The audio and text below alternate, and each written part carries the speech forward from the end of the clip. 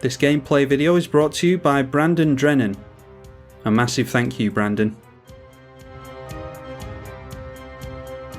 Queen Marchesa versus Muldrotha the Gravetide, Keranos God of Storms, and Selvala Heart of the Wilds. That is a one-lander, and it's a shame because that's a really good hand actually. We'll have to mulligan. Okay, and then of course get into a hand with nothing but mana in it. Shouldn't really keep that one, but we do have a turn 3 Queen Marchesa to get the monarchy going. Maybe we just hope that our opponents can't take the monarchy away from us. I mean, we can get it back easily enough with the Assassin's tokens. So let's try and keep that one. Our opponents just get some tap lands out, so we'll play the Scrub land into the Sol Ring, drawn into Liliana of the Vale, which might help us to keep control of the monarchy if we force our opponents to sacrifice creatures. This is a variance of the 1v1 list, so there are some cards that I should probably take out of here. Liliana of the Vale might actually be one of them because it is a target player. Sacrifices a creature, not each player. But we'll see how she fares in this game. Oh, and now a Mana Vault into a 1 Power Stone for the Keranos player, being piloted by the 7 Deadly Sins, by the way. And then Elvish Mystic from Muldrotha, which is being played by the Judester, friend of the channel as well. As is Bootleg Greedo on Selvala, we draw into Elspeth. So, might as well go for Liliana at this point. Then it's Queen Marchesa and Elspeth after that. Let's have each player discard a card by plussing Liliana. We will get rid of our tap land, potentially helping out the Muldrotha player here, but hopefully we'll slow down the control and the mono green ramp player. They discard a big green stompy creature, a land, and Kaya's Ghost Form. That's, yeah, not happy to see Kaya's Ghost Form in a Muldrotha deck. And then Whisperer of the Wilds for the green player. And yeah, I was assuming that Sins would have another red source in hand, seeing as how they just discarded one. Going for Keranos, God of the Storms, the first commander of the game. And it's a Chromatic Lantern from Muldrotha into Mesmeric Orb. Going to start milling all of us, which obviously they can take great advantage of. Then a bounce land in Golgari Rot Farm. Now we untap and mill 3 cards, but drawing into Mana Crypt at least. So let's dump the Mana Crypt into play. Play a Plateau, and maybe we just go for Elspeth this turn. Let's plus on Liliana first. We'll get rid of the Diabolic Edict. That's another targeted effect that I might lose in this deck. And it's just lands from our opponents, including a Cycle land from Muldrotha. Yeah, it's risky going for Elspeth, but I think I do want to keep up the momentum here. The momentum that we've gained from the fast mana, so yeah, I think we do just go in for Elspeth here. It's risky because if our opponents deal with our permanents here, then we're really, really far behind with a pretty much empty hand, but yeah, nothing ventured and all that. There's every chance that we could pull away with this game, especially if we get Elspeth's Limit Break off. Selvala coming down for the Selvala player. They have milled some lands and a Ranger's Path. Now Keranos triggers, they reveal a land, so they'll draw a card. And there's a Stranglehold. We do actually have some tutors in the deck, so Stranglehold might hurt us. We've got fetches as well. Mesmeric Orb loading up Judester's graveyard, and there's an Underrealm Lich in there. Going for their Muldrotha. Don't know if they have mana for the Kaya's Ghost Form or not. Yep, there it is. So playing the black mana, going for the Kaya's Ghost Form straight away. We can chump block a Muldrotha at least. Oh, alright, and there is. We're getting some really good top decks here. There's an Elesh Norn. So I think we're bypassing our commander yet again, going down to 0 cards and playing an Elesh Norn. That'll get rid of some dorks from our opponent, and then we'll encourage the Muldrotha player to sacrifice their commander. They will keep it in play, but it'll knock the Kaya's Ghost form off at least, ready for someone else to potentially get rid of it. Although any spot removal will probably come over towards Elspeth. Argument to be made for us here, going for the minus on Elspeth to get rid of Muldrotha, but I am going to be greedy and plus on that and try and go for this emblem. And then as for who we attack with the soldiers, let's go all in at Muldrotha. Really don't want to play up against Muldrotha with all that mill going on. They've already got access to some really good cards in the bin. They block one of our soldiers, so taking a hit for 6. And now it's a Leatherback Baloth from the mono green player. This time it's 3 damage from Keranos, finishing off our Liliana of the Veil. They don't like discarding the cards, obviously. And then just holding up all their mana, that's scary. Always worrying to see an Izzet player do that. Well, they've just milled Sheoldred and an Animate Dead, so going for Animate Dead onto the Sheoldred. Making great use of that Mesmeric Orb. Luckily we've got enough creatures to sacrifice 2 Sheoldred, so not too worried about that. They play a Talisman from the graveyard as well. And then Elvish Mystic comes back out, completely forgetting about the Elesh Norn, so that goes straight back into the bin.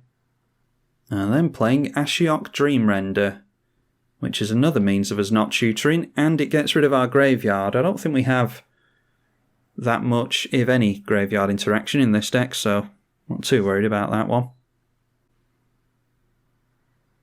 Might hurt the Izzet player though. Yeah, we mill some removal there, luckily. This is removal tribal pretty much. Get rid of one of our soldiers. And, yeah, speaking of good top decks, there's Liliana. With all those soldiers in play, that's pretty damn good. Let's go for the plus on Elspeth again. And I do want to finally get our commander out, so let's go for the commander for some card draw here. I should probably go for Liliana and minus it down to get rid of that Muldrotha, but I think we've been pretty lucky with our draws here, and yeah, our luck's going to run out any time now, so I think best play a little bit of fair magic, not be too much of a pain for our opponents. Alright, let's just swing everything in at Muldrotha still. I don't really care about Ashiok, so we can just leave that in play. We'll try and get rid of the player. Blocking a soldier. And another soldier. And taking a hit for 11, that is. Then we are the Monarch, of course, so at the end of the turn we draw into Bitter Blossom. That's a good one. And the green player just passing the turn straight away to Sins. And Sins decides to deal 3 damage to our Elspeth with their commander. Okay, now the 7 Deadly Sins just passing the turn straight around as well. Sheoldred is targeting the Underrealm Lich, which will be really good, coupled up with the Mesmeric Orb. And then Ashiok is going to target the 7 Deadly Sins, and we all exile our graveyards again.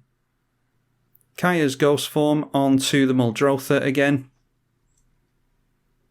So probably should have taken our chance with the Liliana while we had the chance, but at least we get to see Muldrotha do some stuff here. The Gitrog monster coming out to play now. I've seen a few additional mana rocks from our opponent, finishing off the turn with a Stitcher's Supplier, which is another really good one with Underrealm Lich in play. It dies immediately to the Elesh Norn, so they get self-mill of 6 in total. And of course the Gitrog monster will draw them cards when they mill lands as well. And the graveyard, as usual, won't stay open. They've obviously drawn into another land, so cycling the Tranquil Thicket. Really annoying that you can't look at a graveyard player's graveyard. Anyway, we are about to mill a bunch. We'll have to get rid of another soldier. Get into a Night's Whisper. Let's plus on Elspeth straight away. And then go straight into combat. Let's continue to pressure the Sultai player. Again, they block some of our soldiers. The Underrealm Lich is on our Queen Marchesa. So just taking a hit for 3, they will lose their Underrealm Lich. And then after that, let's go for Liliana, Dreadhorde General. And perhaps a turn too late, but at least we haven't been too dominant. Let's sacrifice 2 soldier tokens, force all of our opponents to sacrifice 2 creatures as well.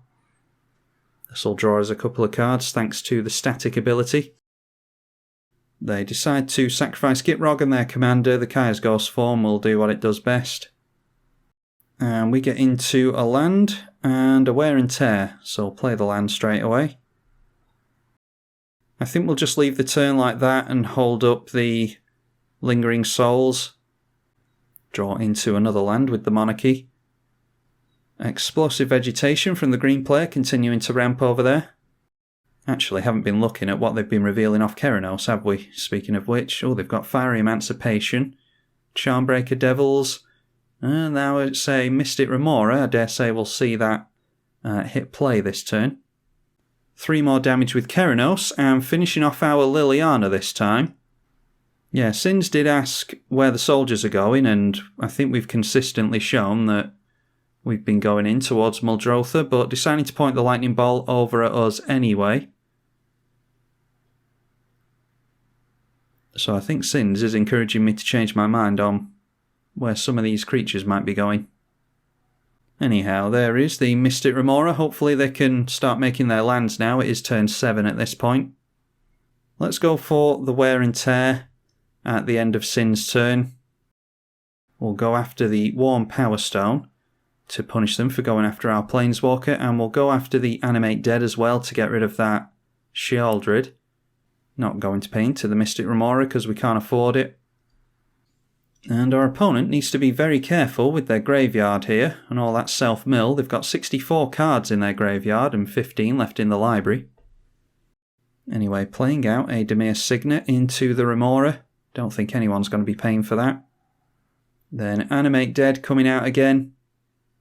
So that means they're not going for their Kaya's Ghost form. That grabs back the Sheoldred. Then a Vraska Relic Seeker. That could destroy maybe the Stranglehold so that they can tutor for things. Might get rid of our Elesh Norn. Yeah, they do go after the Elesh Norn. And then playing the Laboratory Maniac from the graveyard so that they can win the game if they draw to an empty library, which may well happen at some point during this game. Ashiok targeting the Izzet player again, the one who's most likely to want to play out of the graveyard. We just continue to mill a bunch of removal. And alright, there's an Ophiomancer. Ophiomancer is a means of getting a Death Toucher into play. Let's go for Night's Whisper first. We want some removal for this Labman, really. Give 7 Sins some card draw. Might help them get into some kind of removal as well. Alright, there we are. Go for the Throat, that'll do. Alright, now let's go for the board wipe with Elspeth. There's not really much to stop us going for the board wipe here now that we've lost Elesh Norn. So we'll try and deal with the Muldrotha player as best we can. That just leaves them with a Labman in play. And then we'll play ourselves a Lingering Souls, get some tokens going. Get out the Bitter Blossom as well, so that we can, like I said, keep the tokens flowing. It'll be handy to have evasion as well for those Planeswalkers. Especially the Vraska. And speaking of Vraska, let's swing in towards her with the Queen Marchesa. I think they'll take a hit here because they don't want to lose Labman. In fact, how many cards do they have tapped down? They've got 3, 4, 5, 6, 7, 8, 9, 10, 11, 12. They actually have to keep Labman in play here because they're going to mill themselves out next turn unless they can get rid of the Mesmeric Orb. So yeah, allowing the Planeswalker to go down. We draw a card at the end of the turn, getting to Oubliette. That's a really good new one. Haven't played with it too much, but of the games I've managed to play with it, it has been very, very good. It's good commander removal. Now Greedo getting out Selvala again. I'm just going to hold on to go for the throat and try and force one of my opponents to get rid of the Labman instead. They might feel the need to go for it, assuming that we don't have anything. So we might as well keep our removal in hand and encourage our opponents to use theirs. 3 damage to any target from Keranos here. And yep, they go after the Labman. That's actually really big for us. The fact that we played it the way we did means that we get to keep Elspeth, because if they didn't feel the need to get rid of Labman, they definitely would have pointed that at Elspeth. Yeah, so we can just continue to spew tokens onto the field of play. Now getting down a Mox. And they revealed the Sphinx Bone 1 this time, from their commander, by the way. Then Teferi's Ageless Insight, that's a really good one. If you would draw another card in a turn, then you draw 2 instead. So it looks as though Judester is going to go down here. They mill themselves out. They're going to draw from an empty library without a Labman in play. And there we go, that's them done. So now we get back round to our turn after the 7 Deadly Sins, of course. Now then, what to do this turn? I think the first thing we're doing is plussing on Elspeth. Then let's go for the flashback on Lingering Souls as well before I forget about that. Then I think we're okay to play a tap land in Blood Crypt. Let's just start attacking these 7 Deadly Sins. We've got a bit of an uphill struggle here because both of our other opponents haven't had the best of luck in getting off to any kind of fast start. And we were concentrating all our efforts into getting rid of Muldrotha, so yeah, we don't have the the Elish Norn to buff our tokens and smash our opponents to bits anymore. Oh, an Archetype of Endurance, okay. That could be a problem for us because, yeah, we use a lot of spot removal. Draw into a Soul Guide Lantern off of the Monarchy, by the way. Keranos triggers and they get to draw a card because they revealed a mountain. And they'll actually draw 2 cards thanks to the Teferi's Ageless Insight. So they're up to 9 cards in hand. And there's a Venser's Journal. No max hand size and they gain a lot of life. Yeah, this is where the fact that this is a 1v1 deck comes into fruition because we need means of buffing all of our stuff, really. Might have to make some changes to this deck to make it better in the later game. We dealt with one player nicely, but now we're going to struggle to get rid of the other 2. Anyway, we'll plus Elspeth again, draw into another land. Play the Reflecting Pool. And we'll play the Soul Guide Lantern, that's a means of card draw. And when we play that, we get to exile something. Let's go after this Eldrazi. We don't want our opponent grabbing that with an E-Witness and then being able to play it on us. Although it's not necessarily the worst card for us because we've got tokens. Just wondering if we want to draw cards with that or exile someone's graveyard. I think I'm okay with the drawing a card. Anyway, we'll go through to combat and swing in at Sins again. Really don't like all the card draw and burn and life gain that they can get. Luckily, the Stranglehold hasn't been too relevant this game. Let's play out the Orpheomancer, then we can get a Death Toucher into play. And then we'll draw that card with the Soul Guide Lantern, get into, yeah, more spot removal. I think maybe we should have gone for the minus on Elspeth while we had the chance to get rid of the Archetype of Endurance. Because minus a board wipe, I don't really see what we're going to get into to get rid of that. We could go wide on them, but we've got a hell of a long ways to go wide on them with all these small creatures. Draw Bastion Protector. That will make our commander indestructible. Muldrotha Monstrosity from our opponent. Oh, followed by Rishkar's Expertise. That's a lot of cards and a free spell they're going to get here. Going up to 10 cards in hand. Playing out an abundance for free. Alright, the green player's starting to go off. We've got 2 opponents with 4 grips now. 7 Sins jumps back up to 23 from 15 thanks to the Venser's Journal. And it is a lightning bolt from Keranos this time. Yeah, I think definitely should have gone for the minus on Elspeth. Yeah, there we go. They're going for the lightning bolt onto her. So we lose our chance of getting rid of that archetype of endurance. I think we should have gone for that, really. Now playing the Sphinx Bone Wand. And then a Blasphemous Act that will wipe the board, and the Sphinx Bone Wand will ping the Elspeth out of existence. This is where we're going to really struggle here. So wiping the board, that triggers the Muldrotha Monstrosity, so they'll grab some stuff out of the bin here. Glad we got rid of that Eldrazi. And of course they grab the archetype of endurance back. They get a Rampaging Baloths as well, that's really good. They can keep themselves in land with abundance. So yeah, the green player's going to be a pain to deal with. They've got trample on that Rampaging Baloths as well. I don't actually know if we have any wipes left after all the milling from the Sultai player. Anyway, Sin's doing the best he can to deal with the big green stompy stuff. Just got unlucky with the archetype of endurance being replayed. We'll get into Queen Marchesa and we'll play the Bastion Protector as well. They might not want to swing the Baloths into us with a Death Toucher in play. Well, they've played a land, so going for a beast with the Baloths.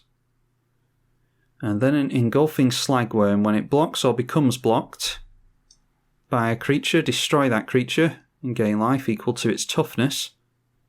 And the 6/6 with trample goes in at the 7 Deadly Sins. Didn't notice actually that our opponents revealed a Fierce Guardianship at some point. So we definitely have to keep an eye out on that. More life gain from Venser's Journal, keeping them in the low 20s. Yeah, I thought that card was going to be a pain for us. Keranos dealing 3 damage to the Bastion Protector. And then leaving all of their mana held up. We're not looking good here. Unexpectedly absent. I mean, it's just more targeted removal. We'd be okay pointing some of it at the Izzet player, but it's the green player that I'm worried about at the moment. Let's just play the Dark Confidence so that we've got something to block with. It might distract our opponent as well and get them to point a lightning bolt there. Now go for Oblivion Ring. And I'm going to go after the Keranos just to swallow up some of their mana and slow down the Izzet player a bit. They're going to have to spend 7 mana to get that back. Unless they put it under the Oblivion Ring and bounce it. Nope, they just decide to put Keranos in the command zone. Yeah, definitely regretting not going for the minus on Elspeth when we had the chance. The archetype of endurance is really not good for us. Now a Zendikar Resurgent, a mana doubler for the green player. And a Selvala Stampede. Each player votes for wild or free, reveals cards off the top. Until you reveal a creature card for each wild vote, put those onto the battlefield. You may put a permanent card from hand onto the battlefield for every free vote, so we go for free here. We obviously don't know what's in their hand, but there's every chance that there's just lands and stuff they don't care about. Alright, so what have they gotten into there? There's more Eldrazi. And, oh, excellent. Alright, a Magma Quake from the Izzet player.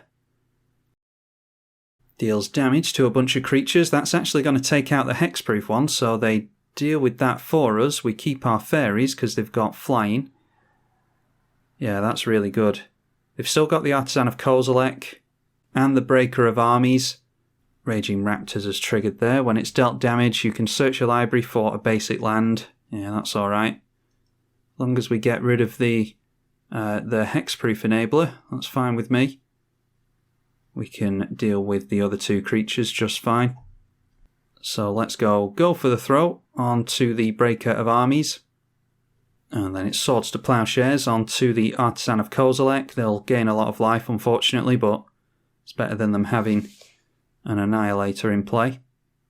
Now let's go over to Sin's turn. and might go for Unexpectedly Absent on something, I'm not sure yet. They go up to 26 life. Yeah, they're going to keep gaining lots of life with that thing. That's the problem that we're at now. Life totals are staying fairly consistent. Forcing the Izzet player to go for Keranos again. So that swallowed up most of their mana, and there is a Rhystic Study. So, if we're going to go for something, we best go for it now. Unless we want to point Unexpectedly Absent at the Rhystic Study. I think I might just do that actually, because they're going to draw a lot of cards with the other enchantment they've got. X is 2, and we are going to pay for the tax because they'll draw 2 cards if we don't. So that puts that 2 cards from the top. And then it's back round to our turn. Everyone's tapped out, thankfully. Only 1 card left in Greedo's hand, but they do have double mana. And a means of drawing more cards. Alright, just an Urborg for us. That stops us from taking life to the Ancient Tomb at least. Let's go for the 3 colours into Painful Truths. That will lose us 3 and draw us 3. Alright, Blasphemous Act of our own and 2 tutors. I was saying before, I don't think the Stranglehold has hurt us all that much, but yeah, now here we are with 2 tutors in hand. Can't do much with tutors when a Stranglehold is in play. So let's just drop our commander. Then we'll turn in sideways at the Izzet player. Knock them down to 20. Alright, there's a Skull Clamp. That ought to be really good. Selvala being cast and drawing Greedo a card. And there's the Outland Colossus. They had revealed that previously off of Abundance. As we can see in the reveal zone, they've got Kodama's Reach, they've got Yavimaya Elder as well in hand. But playing that creature will draw them another card. Now they've got Yeva as well. Going for the Kodama's Reach. And then playing See the Unwritten, that's a good one. And going for Fierce Guardianship, that's good to get that out of the hand. Fierce Guardianship onto See the Unwritten, just trying to keep the green player in check. I think, as much of a pain as we have been in this game, I think the green player is the biggest threat to Sins at this point. We have really been ground to a halt because we can't do much in the late game, with this being a more 1v1 centred deck. Anyway, Sins back up to 23 with that Venser's Journal. And Lightning Bolt from Keranos goes onto the Selvala. And now we're finally seeing that Fiery Emancipation that they drew so long ago. Capsize was revealed off of the Keranos. Yeah, so Sphinxbone Wand and Fiery Emancipation is a really good combination. As is their commander, a 6/5, triple damage. That is 18 commander damage that they're going to deal here if they don't block. Well, they decide to take it, so that's 18 damage. 3 cards left in Sin's hand. Yeah, just looking over at the Sphinxbone one now. If they've got... they've got a Capsize in hand, we know that. If they've got a counterspell for anything we're doing, then that's probably us done for. Because they can just point the triple damage wand at us. Anyway, let's go for Skull Clamp, see if they want to counter the Skull Clamp. They do not, so let's clamp the rogue that's got Summoning Sickness. Going for Mythos of Snapdax, that is effectively a board wipe, so let's attempt that. They'll probably just take us out of the game in response here, but you never know, they might let it through by accident. Let's swing in first. We'll go into Greedo with the tokens, knocking them down to 27, and then clamp the fairies, because we're going to lose them anyway. Clearing lands off the top, getting into our fetches finally, which we can't use thanks to the Stranglehold. And just even more lands off the top. Necropotence is the last thing we want to see. A lot of basics in play, in fact all basics in play, so that tech edge isn't any good. Maybe we should try the Oubliette first. I mean, they can just get rid of us whenever they want at this point, so... So let's just try our luck and see if we can land oubliette for the fun of it. Pointing at the Keranos, because that's really why that is in here, to get rid of commanders. Alright, and then we'll try this Mythos of Snapdax. Yeah, and there we go. Sins is tapping down the mana now. They can get their commander back here. They go for Capsize onto the mana doubler. And point the Sphinxbone Wand at us, which will get rid of us. So that's pretty much the play that we were expecting. Might as well get rid of the mana doubler if we're going to be taken out anyway. Yeah, I think we did pretty well there. We were pretty much the only one that was giving Muldrotha any pressure, but like I've said a few times here, we couldn't really do anything in the late game. We had all these tokens and all these permanents, and it was just too little an amount of damage to do anything to anyone, so definitely need to make some adjustments for the multiplayer variant of this deck. The mana doubler comes straight out from the green player, and they've still got 8 mana available to them. Revealing Elemental Bond with the Abundance, by the way. Casting Yavimaya Elder.